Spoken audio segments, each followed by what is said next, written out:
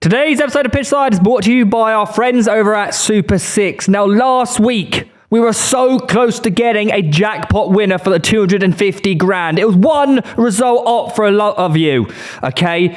We need that fourth winner by the end of the season. It's completely free to play, and all you need to do is correctly guess 6 score lines, and you could win that 250 grand. It's that easy. You can also compete against myself, Reev, and Mr. Arm Broken himself, Tom Garrett, on the official Pitch Side Mini League. Use the code PTCHS6 when you sign up to join our Mini League, or use the link in the description down below. And whoever tops the table for that round each week will get a £100 classic football shirt voucher.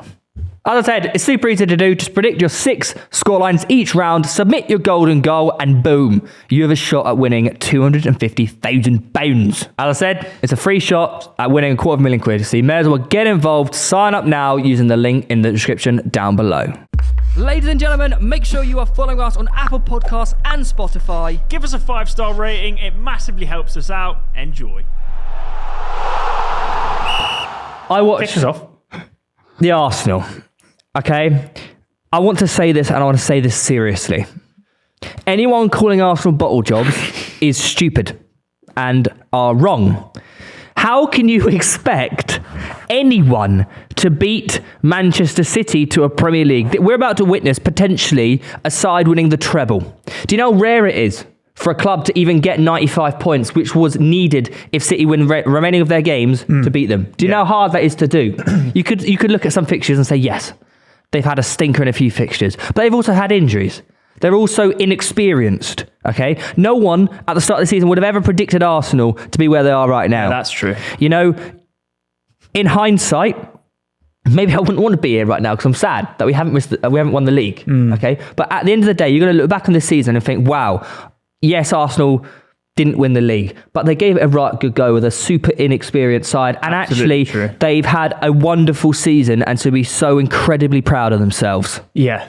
But can't that be Stop thinking can't that be stupid football fan and start linking with an eye outside the box. Open your mind. I'm saying you're a Newcastle fan and you're about to bottle top 4. But all I'm gonna say You're not about to bottle top 4, mate. Let's not throw darts. You've done a great job this season. You might still get it. And actually, if you don't get top 4, you should be proud of Europa League. We will, but can't your two things be true at once? Yeah, no, I agree with. You're a glass half empty. You can have a great season whilst having also bottled. No, but and that's what you did. I think it hurts, but the reason people are using that terminology is because we didn't come away with maximum amount of points in games that we probably should have done. Having said that, if we'd have still not won the title and got 3 points from Southampton, West Ham, maybe a point from Brighton, and still finished second, people would look on it a little bit differently, having us. Man City didn't beat you to the title because of their excellence. You let them do it. No, that's not true. They have what are you talking about? If you have to win a Premier League by getting 96 points, that is ridiculous. Yes, but like the reason they've won it is you had such an advantage. The only way they could win it is for you to feel the pressure and crack and bottle. That was the only way through. It was in your hands. Manchester City are going to win the title is because of their A, experience,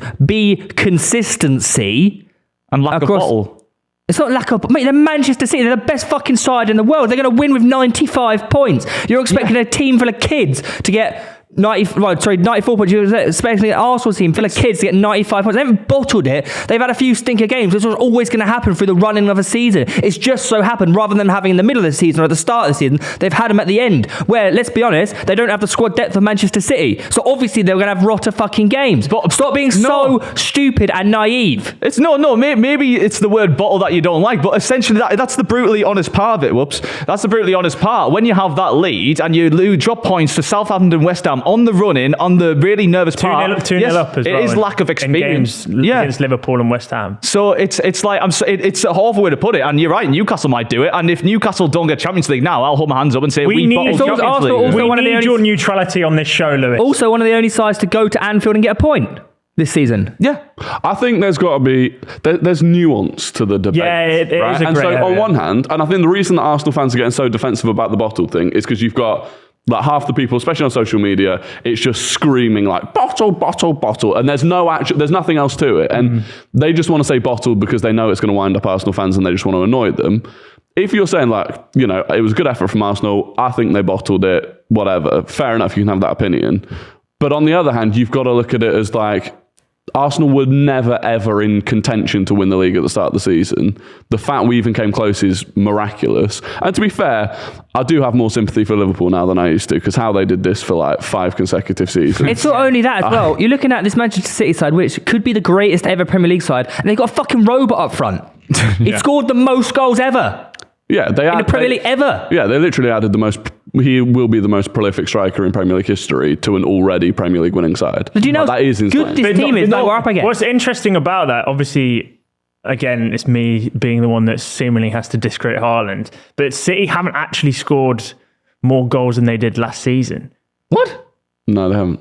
It's just It's a just- Haaland. How many goals can they score a season then? Mate, it's ridiculous, right? It's ridiculous, right? So their team is that good. It doesn't matter what system or what manner of scoring that they have. They still score 90 goals a season, or whatever it is. It's ridiculous, man. I think the problem is if you only say Arsenal bottled it, that like phrase all comes down to just mentality. Like they crumbled under the pressure and that there were no other reasons that Arsenal fell away.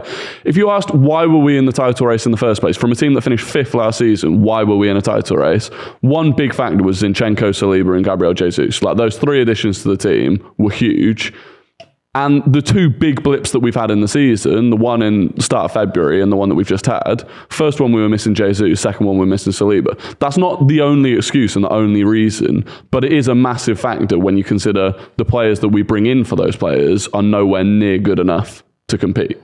So I think like there's an element of bottle, there's an element definitely of mentality not being good enough. But there are a load of other factors that I think don't get talked about enough by certain people. My only argument is that, like, obviously injuries play a part, but like you can take those players out of your team and you should still be beating Southampton, West Ham, sort of thing. So it's like you can, you know, you can take But players. you can say that about individual games, but can you take those players out of the team and still say they should be competing for the league? No. The problem with City compared to Arsenal is that you take those players out of the City team, they've got world fucking class players to bring them back in. Whereas Arsenal have Rob Holding. No offense, Rob Holding. We love you. You lose Saliba in the Arsenal team. You input him with Rob Holding. You lose Diaz in the City team. You've got Laporte comes in. No, because like this thing, it is an unbelievable achievement that you've managed to get that far and managed to have that barrier. I just think, like that's not saying Arsenal bottle and me saying it now. I'm not trying to take away from that. It's impressive that you made it that far. But when you take a screenshot of the league in that moment and the fixtures left, the end result. Yeah, but man, you could do it. It's because the expectation was that after 19 games of us having 50 points, we'd do it again. But it's a credit not always. And also, Lewis, you're forgetting as well that these screenshots are always like 9 points clear. We've got 28 games. It's like over 10 games left of the season. That's almost a quarter of the season still to play. And you lot have said, they've won the league. I just want to say as well, the 3-0 that we lost to Brighton, credit to Brighton, they are fantastic, by the way. De Zerbi's got that team absolutely clicking. Yeah. The fact that they can play out from the back and have more possession than us at the Emirates is like a joke. I got one too many tweets telling me to support my local after that. Conflicted. But like we should mention, a lot of the times that the teams that we've dropped points to have had brilliant performances. Admittedly, it's all right to say, okay, we should be smashing these teams off the park, but Brighton compete for Europe. Liverpool are now obviously fighting for top 4, and that was the start of their... West Ham going to win a European Cup. Yeah. I mean, the other thing I say Southampton got relegated. The other thing I'd say about Brighton is that we can talk about injuries, but they had like 4 key injuries against us, and they adapted way better than we've done. Like Caicedo went to right back, was unbelievable. So yeah, massive credit to Brighton. I really like Brighton. The first It's a good team to lose to.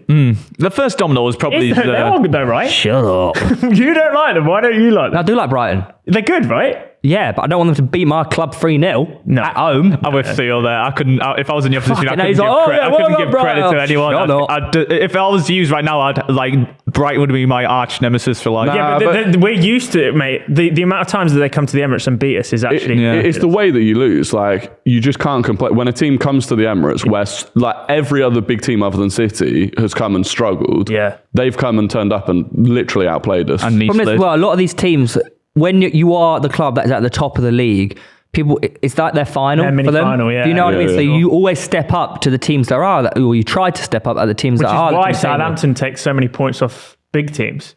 because they're and lose to everyone else. literally. but their other mini finals just don't count. But the problem is when City are at the top of the league, they're so used to it, and they're actually just so good. Yeah. Like, it's annoying. Like they probably just know, like all of them in the dressing room probably just know that they're going to do it. It's like, this is like, Easy. We're going to, Yeah. it's easy. They win mode. every game 5-0. Like, that's not Yeah. fair on the Premier League. That's actually just not fair. It's not fair. Really They should be good. banned from the Premier League. They should get their points deducted. I can't be asked to City. Pep needs to go. I've had enough of him. Haaland's just take the plug out, stop, move on. Yeah. And Gundogan, why are you so good? Like, he's such a clutch So player. underrated. Oh, it's so annoying. Such a clutch player. How can they just go away? Yeah. You know, why do Liverpool fans hate Arsenal fans so much? I don't get it. We're one of you. Yeah, it's true. We've been through the pain. Well, if anything, we want a truce. Yeah. You know? Yeah, but I think it's because when they were going through it, we were never sympathising with them. But I never So went to now they're Liverpool like, when they that's lost the the general Yeah, feeling that's from true, to Liverpool be fans fair. is like, well, when we were complaining about like having to compete with City, no one else gave a shit, and now you're. But also, crap about Liverpool's side, I would argue, is way better than the Arsenal side now. At the The time. starting 11, yeah. Yeah. For sure. it. Yeah, but if you think about it, for we're sure. probably at like. In terms of like the process, we're at the sort of stage where Liverpool were in like the first season where they started competing. That's why I think we've probably got 4 or 5 seasons of competing in. Well, a lot of people seem to think that Arsenal aren't even making top 4 next year. yeah, crazy. That drop off since no, I don't understand it. Can I also say, thanks to Arsenal Football Club, that's the only reason this season has been interesting. Otherwise, it would Oh, yeah. City would have walked it by about 25 points. True. You have, well, to be fair, there's other in the relegation top 4 battle, but the main Of one course, you care about but is like, winning the league. The Premier yeah. League would have been done by. This is the problem with the Premier League, that we are relying on like Liverpool having the best era that they've ever had to compete with City for a few years. Now you've got Arsenal having, like, this will still go down as maybe our 3rd or 4th best ever season in the Premier League. You're relying on one-off teams having exceptional seasons just to even push City to a good title race. Yeah. We're in danger of becoming a Farmers League, like big time. Literally, in the history of Arsenal Football Club, this could be like the 2nd or 3rd most points we've ever got. Yeah. This is, I think, And we still haven't won the league. you have the record for leading the league at Christmas. Okay, all right, and- relevant point. Yeah, Right, but we've you heard know- like, you what know are why- you what are know your why that- soundboards that I've heard for the next fucking. We've just said to you that in the history of Arsenal Football Club, this could be like the 2nd or 3rd most points they have ever got in a title. Lewis, quick and question. all you fucking rat on about. Oh, yeah, I'm but saying you it's a never quick told. question. You know the only reason why we led the Premier League for so many days? Because there's a fucking World Cup in the middle of the season, mate. Yeah, that did help. Forget about Another that. stat That did I help. was And for most of it, we were always like at least a game in hand. We were always like, had played at least one game more than City. So it's a bit of a weird stat that I keep seeing getting peddled around. It's actually stupid as well that they only start getting out of second gear like middle of December, early January, and then still win the league. City don't try for the title until April. Yeah. And then they just become. They're like, oh, what's the time? It's ruthless. April. Oh, yeah, we're still like 5 points. Okay, yeah, we can do it now. On that next season top 4 chat, I'm not saying before you jump on, I'm not saying you won't get it, but can you not like? I don't think it's a given. If you think Chelsea, No, if it's they not. come It's back, not. No, if it's Liverpool exciting. are back If anything, on farm, Newcastle invest For Premier League Tottenham maybe. fans, it's exciting. No, not Tottenham. For Premier League fans, it's exciting because you've got City, you've got Liverpool, you've got Arsenal, you've got Chelsea potentially if they start firing Newcastle. under Pochettino. You've got Newcastle, you've got Manchester United. Yeah. Fuck it, man. You got Brighton. Yeah. Even if they don't Yeah. lose, if they don't lose all their I players. think the only thing is that people saying that like Arsenal are going to struggle. Like, I've seen genuinely more people saying Chelsea will get top 4 next season with chest than Arsenal will. And I think just what you've reeled off then is if Chelsea do this, Yeah, if Newcastle do this, if There's no whereas evidence with for it. Arsenal it's just They are if doing it. Arsenal do what they did again this season. But there's we don't have to like level up, whereas everyone else. But does also, that. you the thing forget is that that Arsenal have Champions it's League not now, easy which means to- they can finally attract the players that they haven't been able to attract recently. True, but like say that Arsenal point. are forced to be reckoned with. They're a young club in the Champions League with a great manager, with an actual style of play that people want to play. There's a reason they're going to attract these big names. Yeah, but they're Arsenal Football Club. If you think though, like say you haven't been pretty poor for so long, and then you've had this great season, whereas Liverpool, Chelsea not been good this season, but they have a history of doing all this. So is your blip in the form one season good, and theirs is a blip in the form one season bad, or is it going to last? If you got It's a brain, you look at Arsenal, you think, wow, the direction they're showing right now is I want to be a part of that. There's a reason Arsenal had Zinchenko. There's a reason Arsenal got Jesus, because the man in charge of it is leading the ship correctly. There's a reason Declan Rice is most likely going to go to Arsenal over a Liverpool. The only direction. The only thing I would say is top 4 is so unpredictable for a future season, because I think for most people this year they had like Liverpool, City 1-2, depending on what order you have preference, and then Yeah, Spurs, United, I don't even think for the most part, Arsenal are in people's top fours. So Not at all. They won't only, No one's- only no one's- City, I can say hand on heart, Get top 4. are like title contenders every single season. Yeah, true. I thought Liverpool were going to push them this year, and then they were 9th after halfway. You got to remember as well, if Liverpool finish 5th, they're not in the Champions League, which will harness their chances at signing big name players, and it will. I know they're Liverpool Football Club, and people want to sign for them all the time. But if you have the option of going to an Arsenal or a Liverpool right now, you would look at Arsenal and think, oh, actually, you know what? I like where they're going. Yeah, but I think for the most part, Liverpool's still squad, Liverpool, definitely their pool in terms of players they can get. But Liverpool's squad just needs to be polished a little bit. Midfield-fied. Yeah. For me, I think next season, the current top 5 will be the top 5. I don't think so. Yeah. So it'll be, basically, I think it'll be Arsenal, Liverpool, United and Newcastle fighting for 3 out of... Although, correct me, can you check this? I'm certain next season 5 Premier League teams can qualify for the Champions League. So this is a thing. So this season, though? basically, No, so you get an next award and an extra Champions League place depending on your country's like performance in the Champions League. Yeah. So with Man City, and that's so from next season, if that, the rule takes place in the season after. Yeah. So top 5. So actually next season might be quite boring because it could just be that the current top 5 are the best 5 next season. Wait, so when Liverpool Spurs were in the final, obviously Liverpool won, did that equate to another Champions League? No, it's a new rule. It's a new rule. Oh, it's a new rule. because they're expanding the Champions League for the season after next. It's going to be So will massive- Italy get another Champions League spot? Well, it depends. So it's all based on your coefficient. So like Ligue 1 are struggling massively because they're not good in Europe and PSG have let them down.